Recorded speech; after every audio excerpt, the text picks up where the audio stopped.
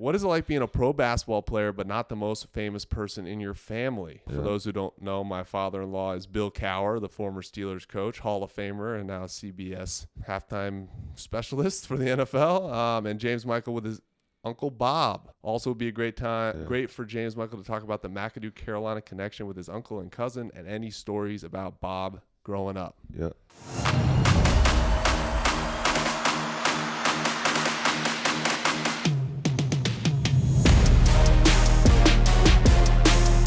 Hello and welcome to the Better Blue Podcast. This is episode 16. I'm Ryan Kelly. On the other side of the couch, James Michael McAdoo. Your boy. Yeah. What's up? I'm back, baby. We are back. The energy is better. We put that loss behind us. Losses For us, yeah. Carolina fans. As always, we're the Better Blue Podcast. If you haven't already, hit that subscribe button down below if you're watching on YouTube. Otherwise, be sure to follow Instagram, Twitter, everywhere, TikTok. We're everywhere you can think of. And, how about a little review or rate, a 5-star rating on Apple Pod or Spotify? Goes a long way. All would be appreciated. Screenshot it, send it to Ryan, and he'll take care of you. Yeah, I got you guys. If you find yourself in downtown Raleigh, downtown Chapel Hill this summer, if you screenshot it, send it to us. We might pull up if our wives allow us to. Legitimately might. Buy you a drink, man. Yeah. So we definitely wanted to, when we decided to do this podcast today, avoid the conversation of both of our teams' responses after the rivalry game this past weekend. So we're going to leave that in the rear view. Yep. Figured it's a perfect time to hit the mailbag. Get in the mailbag, baby. BetterBluePodcast@gmail.com. Did you already shout that out? No, I didn't. Check it out. Quick. Check it out. Yeah, definitely a great time to get into that. This pod will be coming out. We're going to miss this weekend's games. Yeah, Duke plays Virginia at Virginia. Yep, Tough. Carolina has Clemson at home, who just fell out of the top 25. But still, like you said, coming off disappointing losses from both teams. So we're going to get into the mailbag, man. This one is from Bradley B. And he sent into the mailbag just to talk about the draft stock on current teams and which players you think will have success at the next level. Yeah. Very interesting topic. We want to get into it. You want to start Duke or Carolina? Let's do it with Duke first. Okay. I mean, honestly, I think they have more prospects. Seemingly so. Yeah. We both kind of, before this pod went through, figured the starting place of this would be the ESPN Draft Express Top 100 rankings for the draft. For those of y'all that don't know, those are basically two trusted websites you can go to get a fair, accurate description of said player. Absolutely. Ultimately, when the NBA draft rolls around, there's teams that are going to draft for need, based solely on potential, you never know. Best player available. So what order they are in. Yeah. This is just what is determined to be. This is the S&P 500. There you go. Nice. Thank you, man. So I'll list off the Duke players and where they fall in the rankings, and then we'll just kind of go over them and see what we think about what their careers can be. So currently Duke ESPN rankings, Filipowski is at 14. He's gone all the way up into the lottery, end of the lottery there. Lively at 24, Whitehead 26. Still in the first round. Proctor 68 and Mitchell 75. Right. By the way, in this upcoming NBA draft, there's only 58 picks. Two teams have lost picks due to tampering. Yeah, tampering and inconspicuous activity. Yeah. Dang, that's crazy. Yeah. Man, that's tough, man. That's tough. That makes it even harder. Yeah. So let's start with Filipowski. Yeah. Definitely has helped himself, coming to this year. He was not – I mean, we knew he was going to be good. He was a 5-star McDonald's All-American. Clearly he showed he had the talent, but he was definitely behind Lively as well as Whitehead. Yep. In terms of just like the momentum he had coming into this year. But he's clearly came out playing very well.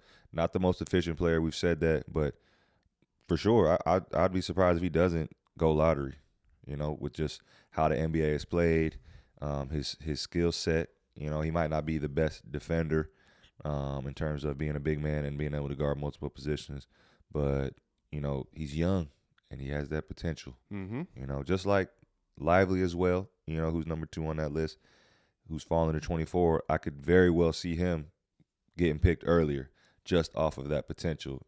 He doesn't seem to have I think he took a few threes in the Carolina game.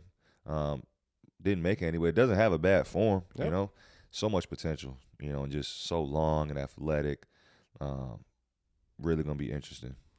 I think Filipowski, he's played his way into lottery for sure by his productivity. Yeah. I mean, he's seemingly winning ACC Rookie of the Week every week. I mean, he's been incredibly productive. Leading scorer. Yeah, leading scorer on well, I guess we could still argue a disappointing team from where they started the season, but on a Duke team that historically has put a lot of players successfully into the NBA. I would say if I had any questions about that potential, it would be his stroke looks good. He has a good shot, but like you said, has not been knocking them down at a rate that you would hope for. I think a lot of NBA teams tend to look at free throw percentage and say, can this translate to an NBA three-point shooter? And he's not a bad free throw shooter. But the difference maker is going to be, can he play that stretch 5 role? Because he looks all of 7 feet. For sure. I mean, he's a big guy. But you have to be able to stretch the floor nowadays to the three-point line, especially with his limitations as a defender and rim protector, which are things that players want. So, honestly, if you morphed him and Lively together, you'd have a superstar. It's not that. That's not how it works. Those type of guys don't show too often. I'll be. Let me see. But yeah, Lively's offense is a gaping hole. But a game like the Carolina game where you go, he was the MVP of that game, and he had 4 points. Yeah, had 4 points. So a team, like you said, is going to go his potential and then go, I can mold that offense. Yeah. And so I think he's going to go higher than that. I definitely think so.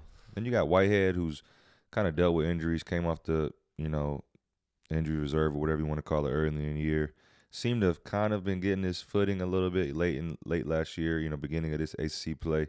And now, he's back out. So who knows, man? It'll be interesting. He'll be a guy similar to Proctor, as well as I think Mitchell, who workouts will be huge for them. Yeah. Like Proctor hasn't had a big game. I mean, he's had solid games. He's been better. He's not a huge scorer, but I like the way Duke has handed him the ball more, the keys to the car a little bit, moved Roach off the ball. So they've shown confidence in him. Yeah, he's young. He's 18 years old. 18. Which teams will love that. Yeah, exactly. They'll love that. Wouldn't be surprised. I mean, he could benefit from another year as well, though. True. I don't know. It doesn't seem like guys. Yeah. That would be something new. I would love it if John found a way. Those last few one and done years for Duke, I don't blame any player for leaving and trying to figure their dream out, because ultimately the goal is to play in the NBA. There's no question. Yeah. For every player that went to Duke, they're like, I want to play in the NBA. But some of those guys that ended up going undrafted or late second round. Because for every Zion, there's I'm not going to say a name, but just a guy that either goes undrafted, has to sign a 2-way, and it's like, man, maybe you could have done another year, polish your skills a little bit better in the right system. Yep. So it would be great to see if John could, you don't want to say get them to stay. Like ultimately you got to do what's best for the kid and the kid's family. Yeah. But if a guy like that got another year to develop, but ESPN had him Proctor at 68, and I think he gets drafted. I think he'll get drafted. Yeah, he would get drafted if he got left good after size. this year. Yeah. He showed very great poise. And again, his jumper has been up and down, but it does look smooth, and he's confident for a kid his age. So Mitchell is a sleeper. Yeah, I think so too. Mitchell's a sleeper. He's got some talent. His 3-point percentage is actually pretty good for the season, but he's not a great shooter. He might benefit just from spacing. Yeah. I think it's tough, when you're playing with Filipowski, but more so Lively. Mm-hmm. Lively's just underneath the basket a lot. I think Mitchell definitely, because he does seem to be, very agile. He's a good athlete. He has good size to him. He could definitely morph into a good, 3-man, swing man in the league. I see Filipowski as a 10-year pro. Yeah. I see Lively as a 10-year pro, and that doesn't mean they're going to be starters, but I think they're on rosters. Yeah. I think Whitehead is very I don't know. It's just we haven't seen enough to know what he can be. And I don't love he was obviously coming back from injury. I don't love that his explosiveness. I just don't see it. Like he ends up taking a lot of tough shots because he's not blowing by people. So NBA, you got to be able to get by people. Proctor, I could see being a backup point guard for a long time. And Mitchell. The good thing is too, Proctor will go to if he goes second round, he'll go to a good situation where he'll be. You would think so immediately. Yeah. You know, I mean, none of these guys are going to be. I don't see any of these guys being role players. You know, in their first year. No, I think they're all gonna. It's going to projects be a long to some road. level, and I don't see any of them being. And we kind of talked about it in previous pods. I don't see any of them being transcendent. They haven't shown to be transcendent talents like the Zions or the Paolos or the RJ Barretts, which may be a factor in why Duke has underperformed a little bit. But I don't think any NBA team that drafts any of these players is expecting that level of, even from the upside perspective, that they could potentially get that. So, yeah. Let's go on to Carolina, man. Carolina has had one guy, which we talked about, Caleb Love, at the beginning of the year, was a late second rounder coming off of the year he had last year. If I remember when I said it, I made it sound like I had to scour the internet to find that second round. Now, people had him right outside of it, but I found one that did play some in late second round. And he had some really, when I looked it up, it was around, November time when he had those big games. Carolina was still, ranked at that time.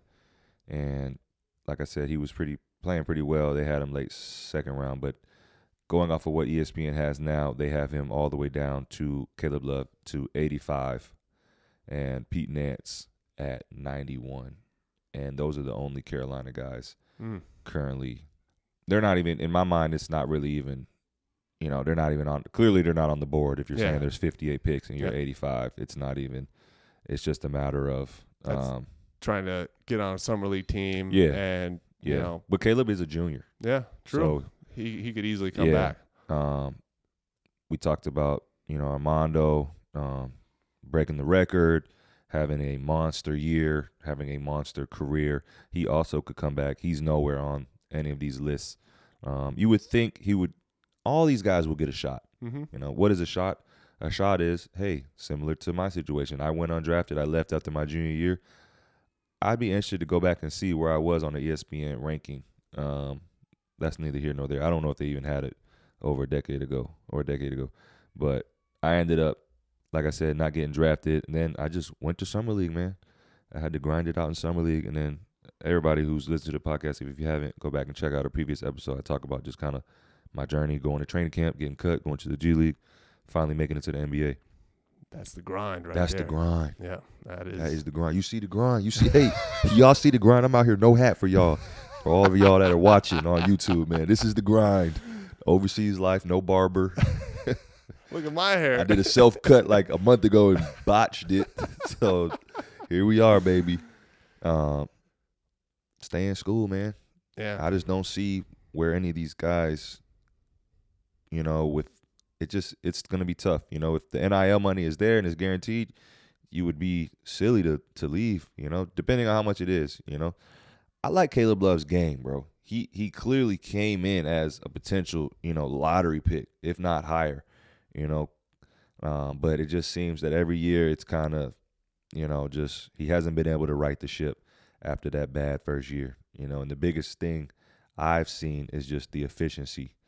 He has flashes, but I personally, I would hit that harder. I mean, he shoots bad shots, and I did have somebody that I'll pose this question to you. I had somebody hit me up and they were like, I'd love to hear a podcast just talking about the shooting difference between shooting in the NBA versus college. It seems that Caleb takes NBA-like shots. Would you agree? Would you disagree? Yes, in the sense his confidence level, he's shooting shots that the greatest players in the NBA shoot. Dame, Steph. And the vast majority of NBA players, if they're shooting threes, are shooting catch-and-shoot threes in specific locations. And I just haven't seen that from Caleb Love. The confidence I appreciate. I love it, bro. I went 1 for 9 from 3 last Sunday. We won the game, by the way. Yeah, shout out to the Sun Rockets, baby. But I have no problem with a guy shooting with confidence. But this is kind of bared itself out over multiple seasons where he just has not been efficient, other than basically you guys' run to the national championship towards the end of that season. Yeah. So, which was great. Yes, which it was. We all appreciated. Yeah. But man, I don't see it. Yeah. As an NBA player, I just don't. He has decent size, but he's not massive for his position.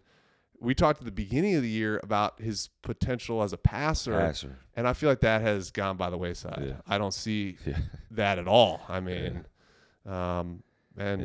he can right the ship. There's still season left, but I'd have to imagine he's either I could see him. Let's put it this way: I could see him being a very frustrating player to coach. Dang.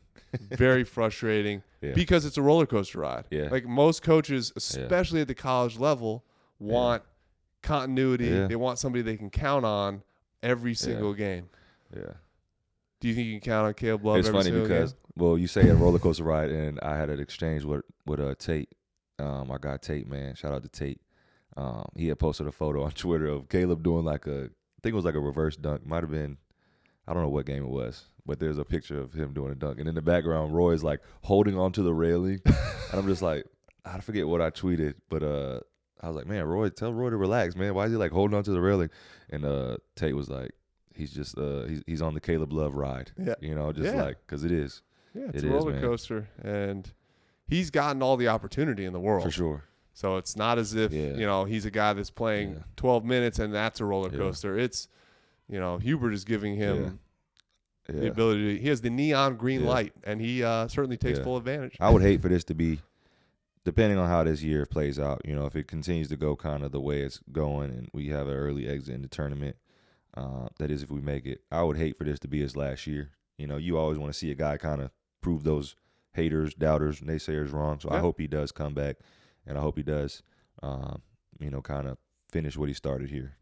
You just hope he doesn't. I just hope he doesn't leave just to leave, just because. But if things don't go well, and we talked about the social media backlash after the Duke Carolina game, if he just feels like I don't want to say isn't welcome back, but it's like people are tired of this. People are, bro. Yeah. Which is like, I don't know. I'm sure they were tired of me, and I left, so I can't really tell him to stay. When I really just chuck the deuces. But, as a Carolina fan, as a former player that knows those frustrations that he's probably feeling because he, like we said, he's shown how skilled he is. You just would like to see it done more consistently. I would hope that, who knows, maybe this last 7 games is that time. And not seeing Baycott on that list really just shows what the NBA game is. No big surprise there. Yeah, he just does not fit. He's incredibly productive. And for that reason, I wouldn't be shocked if certainly he's on a G League or a two-way for a little bit and gets an opportunity to try and expand his game. But ultimately, at the very least, that guy's going to make a lot of money he'll make a killing overseas playing the way he plays now. Yeah. So I wouldn't be too worried about him. Washington, allegedly. Jalen Washington, allegedly watching the UVA game when Baycott when he went down. They said he has great potential. I forget who was calling the game, but they even said that he has the most pro NBA potential on the team, which... Is that an indictment on the roster? Yeah, I did clearly. In terms of the NBA, I'm not talking about college, but in terms of the NBA, that's I think to even say that. I mean, he had he had a good game. That game, and I don't know if that was just the announcers trying to find something to talk about. It might be. But he was a borderline 4 or 5 star. Yeah. So, who has to come back? Depending on how the season finishes. Yeah. I mean, he doesn't show up on that top 100. I mean, we're talking about a guy on total potential. Even if Love leaves, I hope he kills the workouts. I hope he proves the naysayers wrong. And, I wish him much success at the next level. But I'm not rooting against him, the guy. Of course. I just see flaws. And that 3 years, trust me, I did it, man. You stay 3 years, they can pick you apart, bro. Yeah. Pick you apart. You become a dime a dozen. Yep. I hate to say it. That's just what it is, man. Moving on, man. We had somebody hit us and talk about the big difference between Blue Devils Brotherhood and the UNC Tar Heels Carolina family. Somebody said that they had a conversation with Eric Montross, a former Carolina great, several years ago, and one of the things we discussed was the family feeling of being a UNC player, and he mentioned that at every stop in the NBA, his new teammates would ask, "What's up with you and the UNC players?" and just the connection that y'all have, and it was clear it was different in Chapel Hill than elsewhere. And they asked, is it still like that for current players? What is it like? Also, why is Duke trying to steal that with the Brotherhood? I know, right? And how does that work? How does that work when you're only there 1 year? So probably can't really speak on JC his name is JC. Yeah, sorry. Shout out and to you, he's JC. Clearly a UNC fan. Yeah. Smart guy. Can't speak on what it's like being there only 1 year, and maybe not having just the time to build those relationships. But do you want to talk? You want me to take this one first? Well, I can't speak to my own personal experience of doing one and done, but Right. I know with this whole Brotherhood idea, which admittedly gets a little bit cheesier or creepy. I think y'all are a lot more cheesy with it. Well, we push it a lot. You push it more than Carolina. On social media. Sure. It's more in the public eye. Yes, very much so. Yeah. The Brotherhood. But what is the Brotherhood? It's just a group of former players that have all connected by – now, this is where it's starting to shift, or it has to shift a little bit, is that the Brotherhood was kind of all these former players that have played for Coach K. True. Thankfully, we have now a head coach in John Shire who played for Coach K, so that kind of keeps that all alive. Yeah. But I will say Duke has done, and I assume will continue to do a great job of making those one and done guys feel like they always have a home back at Duke.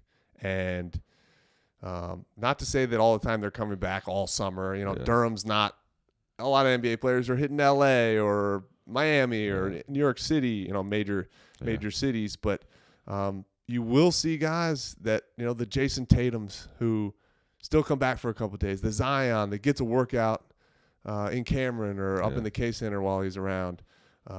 So from that perspective, Duke, I think, does a really good job of making those guys that were there for such a short amount of time feel like they're still part of the program. And the Brotherhood in general, from my experience playing in the NBA, is you do always feel very connected to the Duke players.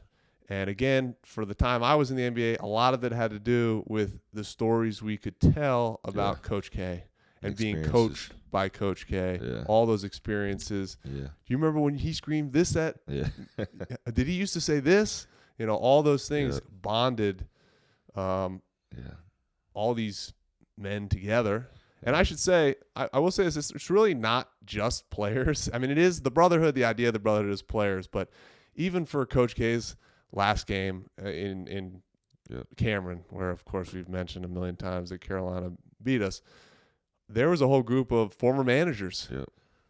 Wow. Men and women that were there. I mean, there was maybe at least 20 or 30 of them that had come to the game, and they found seats for those people too. Yeah. So it does feel like a family. Do I look at each one of them like a brother, like my own brother? Not in that way, but for sure. There is some comfort a lot of times when there's so many Duke players in the NBA that basically anywhere you go, you start warm-ups and you're like, hey, man, I know that guy. Yeah. I might not know everything about him, but I know what he's been through to get to where he's at. And it's pretty cool. No, it's awesome, man, because, I mean, a lot of the same things can be said about just the Carolina family. And I remember that was one of the big things that drew me to the university was just, and I've talked about when I made my commitment to Carolina, going back to the 100-year anniversary game and just seeing the family. Literally, it was like a family reunion.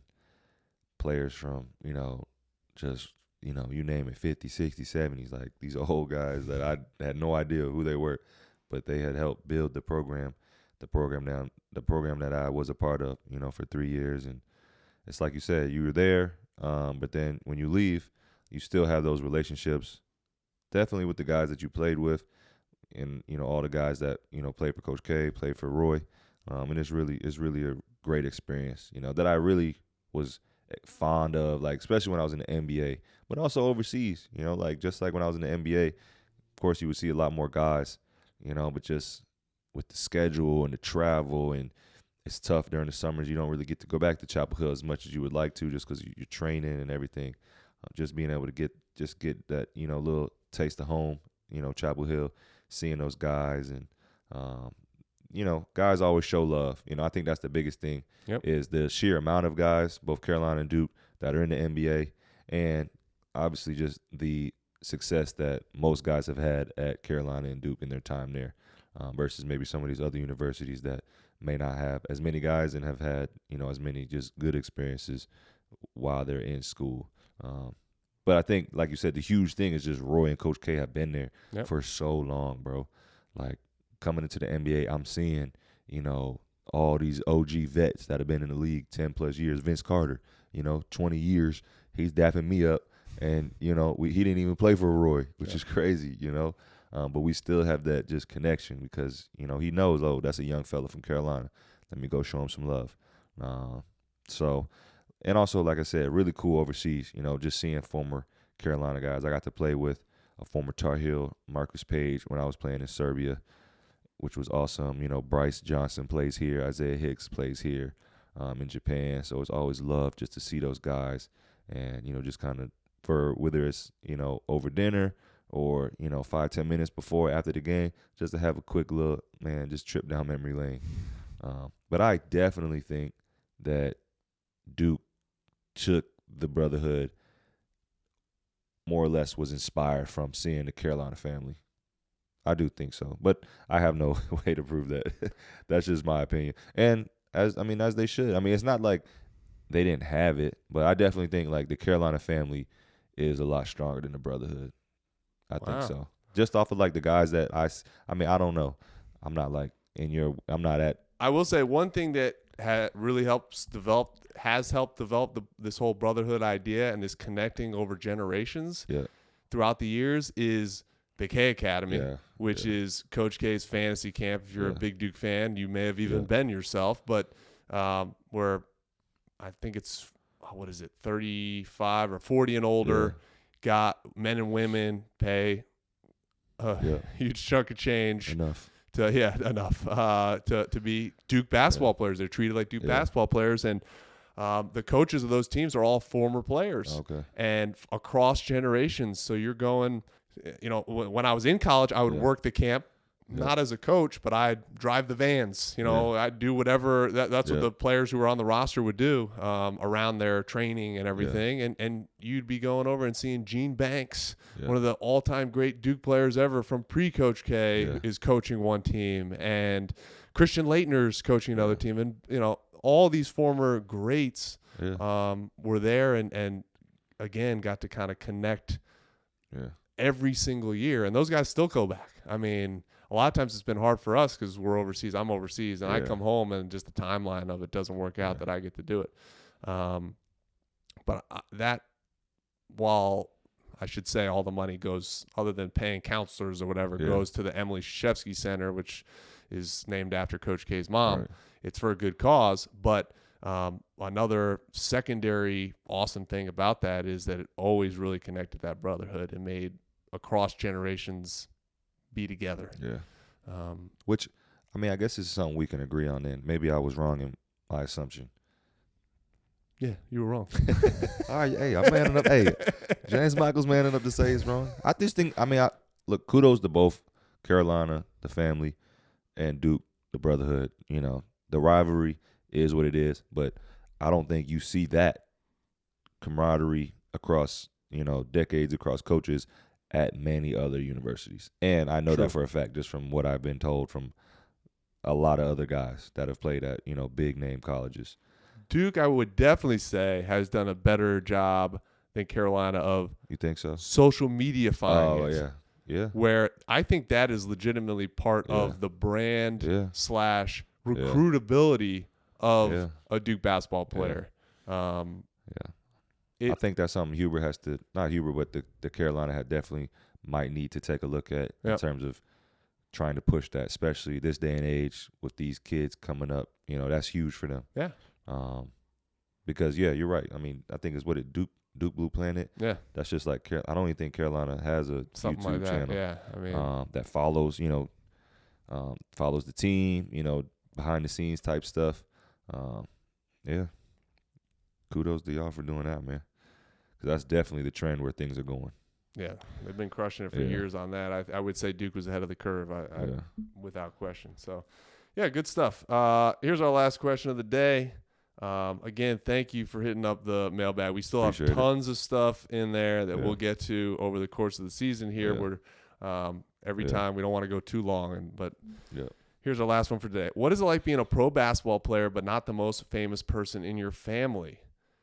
They mentioned Ryan, me, with my father-in-law. For those who don't know, my father-in-law is Bill Cowher, the former Steelers coach, Hall of Famer, and now CBS halftime specialist for the NFL. And James Michael with his Uncle Bob. Also would be a great for James Michael to talk about the McAdoo Carolina connection with his uncle and cousin and any stories about Bob growing up. So we don't have a name for that, sorry. All good. So, so obviously everybody knows about Bob McAdoo, played at Carolina, Hall of Famer, just amazing. Before his time, if you get a chance, just go maybe look at some of his old clips. Just a big man that just had a pure stroke. And then Ryan McAdoo, who played there, who's my cousin, no longer there. But, pretty crazy because a lot of people, the majority of people when I got to Carolina, they were like, bro, I couldn't tell you how many times people thought he was my dad. He used to just get on my nerves having to explain that so many times. He's not my dad.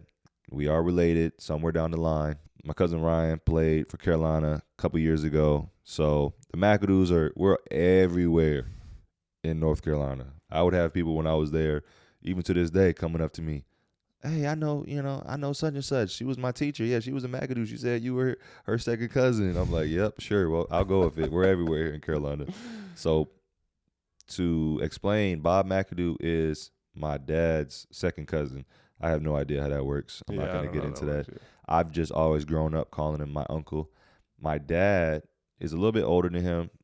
So when he was playing for the Lakers, after my dad finished playing at Old Dominion University, my mom and dad moved out to L.A. So that's when they really got to know Bob and kind of build that relationship. We don't, if at all, talk to him that much. My dad and him would talk occasionally. I used to see him when I was playing in the NBA. Of course, it's all love. Yep. What's up, Unc? Keep it moving. He's working for, last time I checked, he was working for the Miami Heat, doing big things. He won multiple championships when he was on the front of the bench as an assistant coach there with the Miami Heat. But like I said, so that's basically my relationship with him. I've gotten to know his son pretty well, Ryan. I'm not sure where he's at right now. I know, like I said, he was playing for Carolina a couple years ago, and I think he was trying to get into professional basketball, so he's overseas. But yeah, that's pretty much it, man. I got to give my dad a shout out because he's pretty famous too down in North Carolina, man. He actually just sent me a message the other day. He held the single game scoring record down there at his high school. He had his what's the number? It said Orange's Ronnie McAdoo had the previous record of 53 points. Woo. And he set that on January 25th, 1978. Orange, which is the name of the high school he went to, versus Southern Durham. Southern Durham. We used to play Southern Durham. So, but yeah, man. Shout out to Uncle Bob, man. Hall of Famer. Top 75. For sure. I was going to say, my son has a book that talks about the top NBA players. He's in there. He loves reading it. He always says, there's a McAdoo. Yep. One of the great scorers in NBA history. Jersey's and great player. Jersey's retired at Carolina. So pretty cool to be related to that. Cool. I would assume. Yep. So my relation is through my wife, obviously. My wife's father is Bill Cowher. And he's definitely more famous than me. Me and you combined. Yeah. Times 10. Funny though, it's not the same with the basketball thing. Like he was a football guy. Yeah. Funny enough, he loves basketball. Always talks about how he grew up loving basketball more than football. Really? But his physical skills took him to the gridiron instead of the court for the long term. But yeah, he's always been super supportive of me, both in my career. To be honest, he's one of the people that helped plant the seed for even the idea of doing this podcast. Talking to him as a guy who's in media at a different level than we are, but a different type of media. But still, we're on our way, man. Yeah, we're on our way. Yeah, I didn't want to put a cap on us. But I always look back. I mean, I was a part of the time when he transitioned to finishing his coaching career. Okay. And when I started dating Lindsay, it was our junior year. And I will readily admit that I was a little scared to go out on a date with Lindsay, and he'd have a time you have to bring her home by, and I'm like, I don't want to see the chin, I don't want to come back late and get get the chin looking at me. I've seen the footage of him screaming at a ref, and I didn't want to get that. But like I said, he's always been great and super supportive, and I pretty fortunate to have been able to, be a part. I shouldn't say be a part. I had nothing to really do with it, but be at his Hall of Fame induction. Just be a part of the Cowher family has been a neat experience, and somebody that is like a mentor to me while also being a father-in-law. So nothing but great that has come from being the son-in-law of Bill Cowher. That's beautiful, man. Yeah. Do you think I was going to go on and bash him? No. I'm holding everything back. Yeah, man. People used to always be like, that's your dad? I'm like, bro, that is not my dad, man. My dad is Ronnie Jeffrey McAdoo. Shout out to my pops, man. ODU Hall of Famer. We got some pretty cool pops, man. We do. We got to get the OGs. We got to get them on the pod, man. We should. Just let them talk about all them back in the old days, man. All my dad will come on here and stare at me and go, don't say "got" anymore. For sure. No, we would have a good time.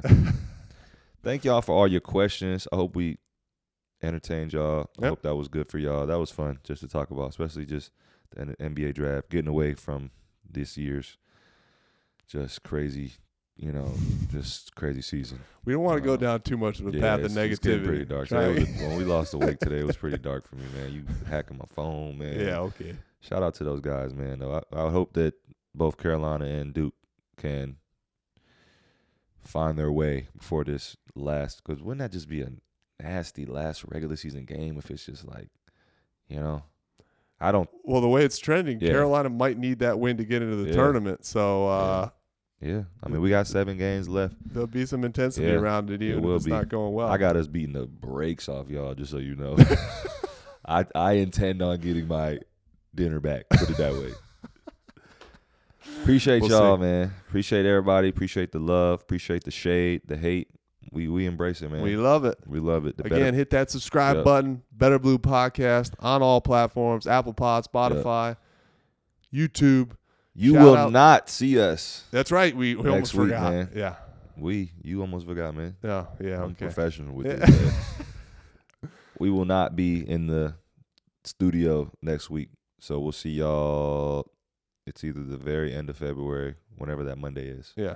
So we're back on schedule, at least, dropping Monday, 11 a.m. Eastern time next week, or today, off next week. So shout out our guy Dev, as always, for producing. See you in 2 weeks. 2 weeks. Shout out LeBron too, man. Oh. Congrats. Go. Go.